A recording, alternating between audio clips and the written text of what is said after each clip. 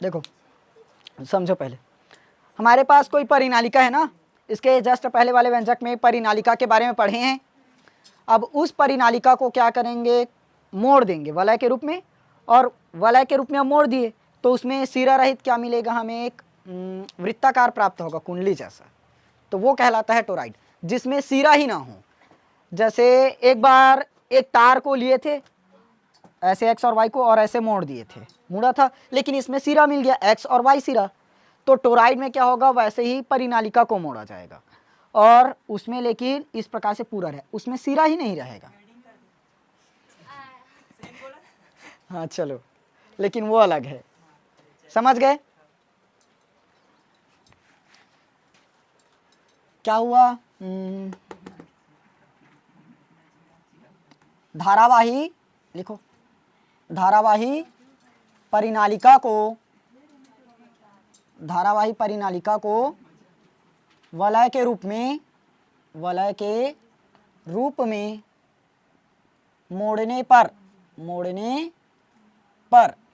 मोड़ने पर क्या हुआ, सिरा रहित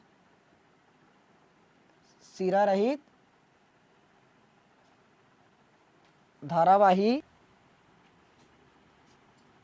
प्राप्त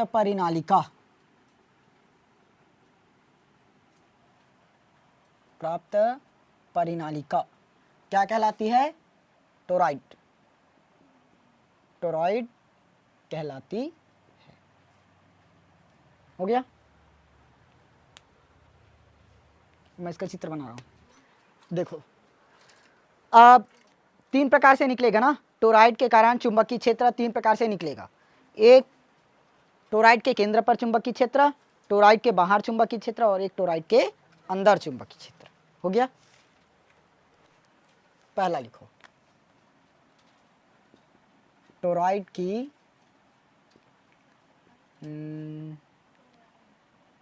क्रोड के भीतर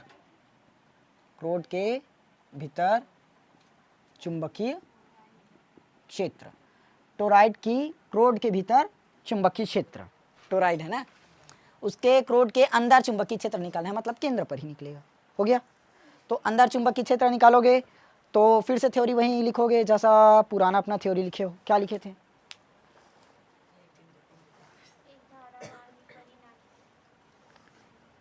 बताओ ठीक।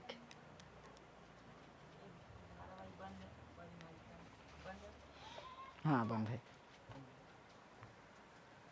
टोराइड के प्रति एकांक लंबाई में फेरों की संख्या n है। इसके मध्य बिंदु O से r दूरी पर एक बिंदु P है जहां पर चुंबकीय क्षेत्र की तीव्रता निकालनी है। हो तो गया।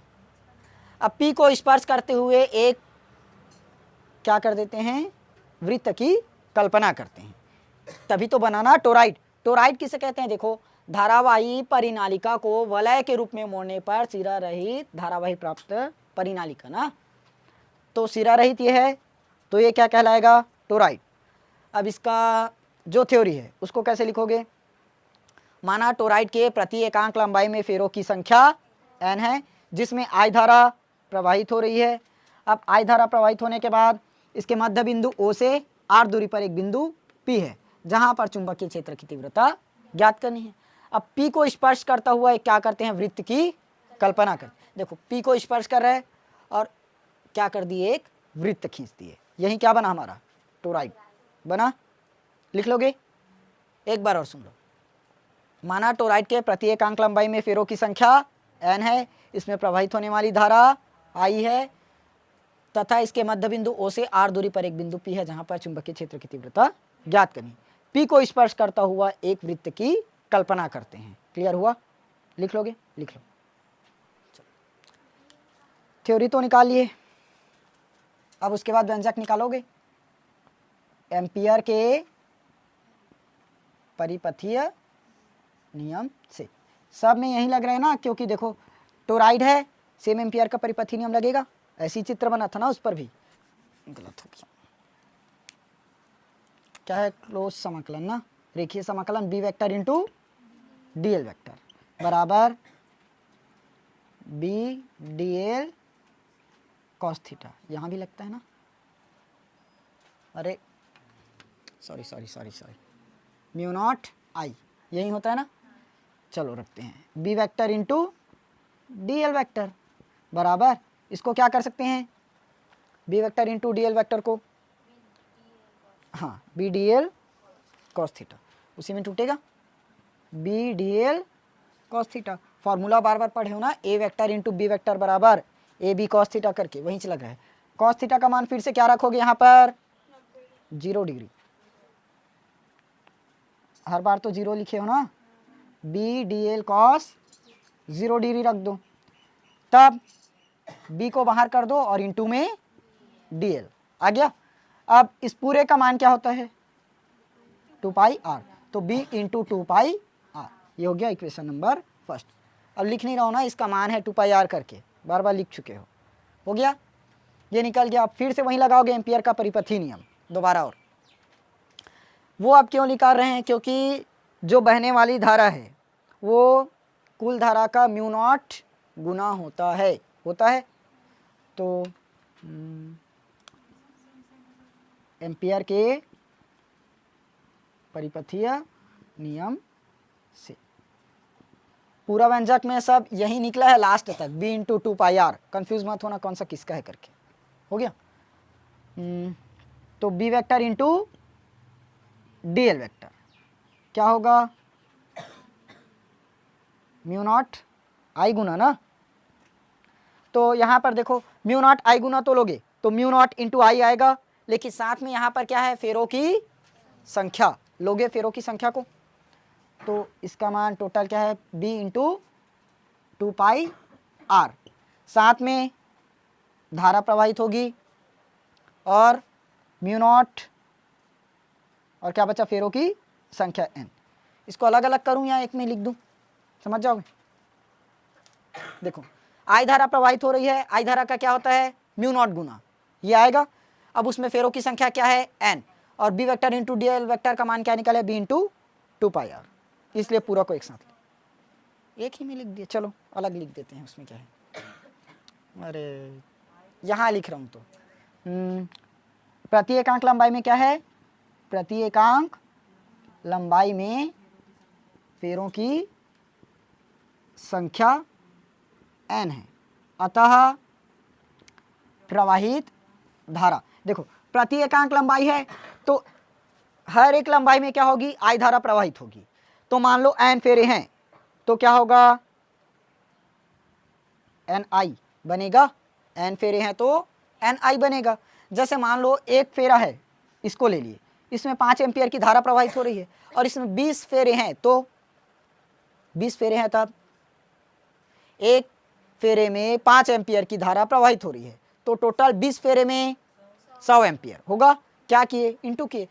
तो वैसे ही प्रत्येक में क्या है, फेरों की संख्या n है, और सब में क्या हो रही है, एक एक में आई धारा प्रवाहित हो रही है, प्रति एकांक लंबाई बोला है ना, तो हर एक फेरे में क्या हो रही है, आई धारा प्रवाहित हो रही है, तो n फेरे में क्या हो जाएगा, एन आई बनेगा, तो यहाँ से लिख दिया एन आई। और म्यू नॉट क्या होता है, उसका मतलब प्रवाहित होने वाली धारा का म्यू नॉट गुना होता है, तो ये लिख दिए म्यू नॉट गुना होता है कौन, प्रवाहित होने वाली धारा। कौन सी धारा प्रवाहित हुई इस बार, n इंटू आई, अब आया। और ये b vector into 2 pi, b into 2 pi r, ये इसको सॉल्व करके लाए हैं, हो गया। इसको मान लो कौन सा इक्वेशन है, सेकंड, इक्वेशन नंबर सेकंड हुआ। चलो देखो समीकरण 1 को देखो और समीकरण 2, इसका लेफ्ट हैंड साइड बराबर है, यहाँ पर b vector into D L vector है, यहाँ पर भी b vector into D L vector है, तो दोनों क्या होगा, इक्वल। तो राइट हैंड साइड समीकरण 1 व 2 से देखो दोनों का लेफ्ट वाला बराबर है, तो राइट को भी बराबर कर दो, b into 2 pi r, into में mu naught into N I है, यहाँ पर क्या है, समीकरण 1 में b इंटू 2 पाई आर, अरे स्मॉल आर है, तो देखो क्या क्या कर सकते हैं, उसको पहले काट दो, 2 पाई आर से 2 पाई आर कटा, क्या बचा,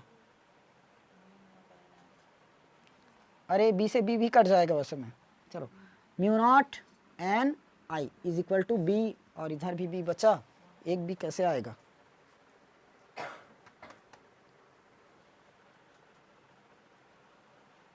एक भी कहाँ आएगा, कहीं तो मिस्टेक कर दिए थ्योरी, देखो तो एम्पियर का परिपथी नियम लगाए, B vector into D L vector बराबर क्या हुआ, म्यू नॉट आई गुना B vector into D L vector लिए, इसको बदल दिए B D L cos theta में, B D L cos theta का मान क्या रखे 0 डिग्री, क्या मिला बी इंटू डी एल, इसका पूरा मान होगा 2 पाई आर। उसके बाद फिर से लगाया एम्पियर का परिपथी नियम, B vector into D L vector. अब यहाँ से क्या लेना था, म्यू नॉट आई गुना होता है ना, तो प्रत्येक अंक लंबाई में क्या हुआ, फेरों की संख्या n है और क्या धारा प्रवाहित हो रही है, आई धारा। तो एक लंबाई में मतलब एक फेरे में क्या हो रही है, एक आई धारा प्रवाहित हो रही है, तो टोटल n फेरे हैं तो क्या होगा, n आई धारा प्रवाहित होगी और म्यू नॉट गुना, और इसका जो परिधि है वो देखो, ये जो टोराइड का फेरा है, ये फेरा है ना, तो किस पर फैला हुआ है, वृत्त के परिधि पर, तो किसको लोगे, वृत्त की परिधि। अच्छा यही तो मिस्टेक हुआ, वृत्त की परिधि लिए ना, लेकिन अभी चुंबकीय क्षेत्र कहाँ निकाले हैं, वो तो निकालना पड़ेगा। देखो फेरों की संख्या निकालिए एन आई और धारा भी निकल गया, म्यू नॉट गुना होता है लिख लिए। अब ये कहाँ पर है एन आई धारा, इसकी वृत्त की परिधि पर, जो फेरा है पूरा वृत्त की परिधि पर ही फैला हुआ है ना, तो इसलिए क्या लिए, वृत्त की परिधि 2 पाई आर, तो यहाँ से 2 पाई आर से एक बी कटेगा, कौन सा है, ये वाला कटा। अब बचा तो b इज इक्वल टू क्या आया, म्यू नॉट एन आई। देखो b का मान ही निकाले है ना सब में, ये निकल गया, थर्ड हो गया। यदि माध्य त्रिज्या कैपिटल आर है तब, तो बताना तो चाहिए, नहीं ये माध्य त्रिज्या है। हाँ देखो, यदि माध्य त्रिज्या क्या है, कैपिटल आर, तो फेरों की संख्या निकालो n, तो r अपॉन अरे n अपॉन 2 पाई आर। ये देखो अभी प्रत्येक अंक लंबाई में फेरों की संख्या है स्मॉल n और पूरे लंबाई में फेरों की संख्या कैपिटल n। यदि हमने सिर्फ मान लो एक ही फेरे को उठाया तो इसकी जो फेरों की संख्या वो क्या है n, और पूरे फेरों को यदि एक साथ लिए तब उस फेरे की संख्या क्या है, कैपिटल n। समझ में आया, तो कैपिटल n निकाले n अपॉन 2 पाई आर हो गया। तो समीकरण 1 से, समीकरण 1 क्या निकाले थे, b इंटू 2 पाई आर था ना, यहाँ लिख रहा हूँ b इंटू 2 पाई आर किसके बराबर निकला था, b vector into D L vector, इसी के बराबर आया था ना। ये हमारा क्या था, समीकरण 1। इसको लिखना मत, लिखोगे तो लिख भी सकते हो, मिट गया इसलिए मैं लिख दिया। देखो यहाँ पर अब b इंटू 2 पाई आर तो आ गया, किसी का मान निकाल सकते हो क्या, देखो ये जो b इंटू 2 पाई आर निकालिए। देखो यहाँ से किसी का मान निकाल पाओगे क्या, b का मान यहाँ रखोगे तब भी नहीं निकलेगा, कोई मान ही नहीं कर रहा है। अब लास्ट में क्या समीकरण निकाले थे, एक और लास्ट में समीकरण, हाँ समीकरण कौन सा था, वो 3 था ना, लास्ट समीकरण 3 से क्या निकला था बताओ, mu naught into N I is equal to B, ये था। यहाँ पर इस n का मान रख दो, n का मान रखने पर ये समीकरण 3 है ना, रखें b is equal to mu naught की जगह म्यू नॉट, n की जगह पर n अपॉन में 2 पाई r और i की जगह i हो गया। अब फिर से इसको मान लो समीकरण 4, अरे 5, ये डबल डबल लिख दिया हूँ इसलिए कंफ्यूज मत होना ना, ये मिट गया था इसलिए इसको डबल लिखा गया है, ये आ गया, इसको मत लिखना दोनों को बस, चलो आ गया। b इज इक्वल टू क्या निकाले, म्यू नॉट एन आई अपॉन में 2 पाई आर। अब यहाँ पर चुंबकीय क्षेत्र की तीव्रता निकालोगे, निकालिए चुंबकीय क्षेत्र की तीव्रता b। अब इसकी निर्भरता देखो, पहला b प्रोपोर्शनल म्यू नॉट निकलेगा, चुंबकीय क्षेत्र की तीव्रता, चुंबकीय क्षेत्र की तीव्रता चुंबकशीलता, चुंबकशीलता के क्या होती है, अनुक्रमानुपाती होती है।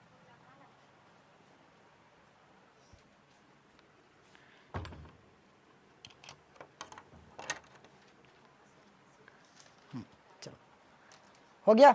दूसरा बी प्रोपोर्शनल आयन निकाल सकते हैं। एन मतलब फेरों की संख्या, तो चुंबकीय क्षेत्र की संख्या, चुंबकीय क्षेत्र की तीव्रता फेरों की संख्या के अनुक्रमानुपाती होती है, निकल गया। और बी प्रोपोर्शनल में आई, चुंबकीय क्षेत्र की तीव्रता उसमें प्रवाहित होने वाली धारा आई के अनुक्रमानुपाती होती है। हो गया बस। और एक चीज़ और निकल सकता है, बी प्रोपोर्शनल में 1/r माध्य त्रिज्या के व्युत्क्रमानुपाती होता है। निकाल लोगे क्या? लिख लो।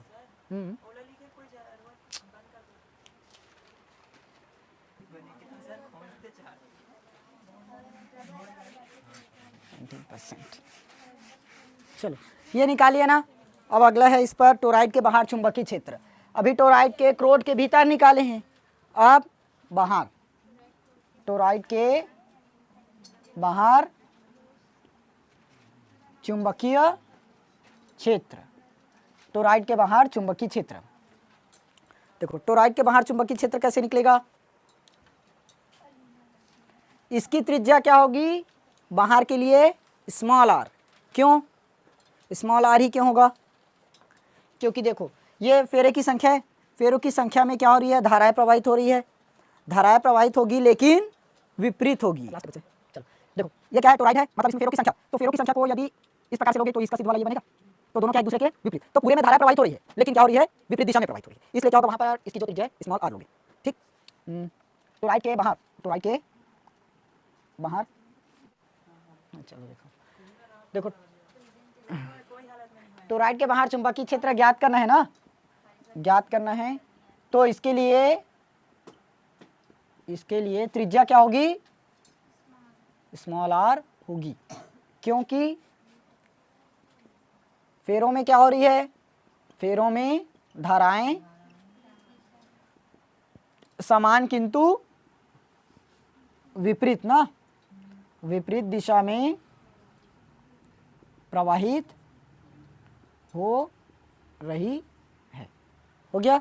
समान किंतु विपरीत दिशा में प्रवाहित हो रही है। इसको तो उस टाइम तो लिख बस रहा था। देखो ये एक फेरा हुआ, ये दूसरा फेरा, तो देखो ये जैसे फेरे ऐसे लगाते जाओगे पूरा उल्टा लगते जाएगा ना। ये फेरा लगेगा इसके समांतर, ये वाला उल्टा लगेगा, जस्ट इसके उल्टा वृत्त में लगाओगे कभी भी तब ऐसे ही लगता है। वैसे ही इधर से भी लगेगा। तो सब में क्या हो रही है? धाराएं समान लेकिन विपरीत दिशा में प्रवाहित होंगी। होगा जैसे इसमें प्रवाहित करोगे, मान लो बाहर से अंदर की ओर जा रही है तो इसमें अंदर से बाहर की ओर जाएगी, क्योंकि धारा एक ही दिशा से प्रवाहित करोगे इस दिशा से, तो इसमें बाहर से क्या हो रही है? अंदर की ओर जा रही है। तो यहाँ से अंदर से क्या हो रही है? बाहर की ओर जा रही है। धारा समान प्रवाहित हुआ लेकिन विपरीत दिशा में हुआ, इसलिए त्रिज्या को क्या ले लिए? Small r. लेकिन यहाँ पर बाहर में चुंबकीय क्षेत्र पढ़े हो क्या रहता है? जीरो। चुंबकीय क्षेत्र बाहर में जीरो। तो B into 2πr is equal to mu naught. धारा बाहर में प्रवाहित हो रही है क्या? धारा बाहर में नहीं प्रवाहित हो रही, इसलिए जीरो। क्योंकि निकाल कहा रहा है? टोराइड के बाहर चुंबकीय क्षेत्र, लेकिन टोराइड के बाहर धारा तो प्रवाहित नहीं हो रही है, तो धारा क्या हो गया? जीरो। तो B is equal to mu naught, ये तो पूरा जीरो हो गया ना, और अपॉन में 2πr ले जाओ तो B इज इक्वल टू भी जीरो। तो टोराइड के बाहर चुंबकीय क्षेत्र कितना निकलेगा? जीरो। अब सिर्फ एक ही चीज़ बचा, टोराइड के अभी क्या निकाले थे? क्रोड के भीतर, उसके बाद टोराइड के बाहर, अब टोराइड के अंदर, टोराइड के अंदर ये B नंबर था ना, और ये C अंदर चुंबकीय क्षेत्र। टोराइड के अंदर चुंबकीय, टोराइड के बाहर में चुंबकीय क्षेत्र क्या निकाले हैं? चुंबकीय क्षेत्र B बराबर जीरो। अब टोराइड के अंदर में देखो, टोराइड के अंदर में भी कोई धारा प्रवाहित होगी क्या? नहीं हो रही। वो सिर्फ जो क्रोड बनाए हैं उस क्रोड से टोराइड के परिधि तक के बस धारा प्रवाहित हो रही है।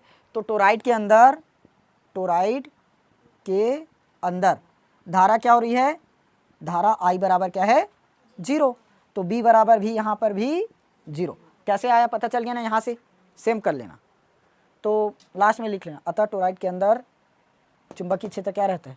0। यहाँ पर भी लिख लेना, अतः टोराइड के बाहर चुंबकीय क्षेत्र 0। समझ में आया कैसे निकला?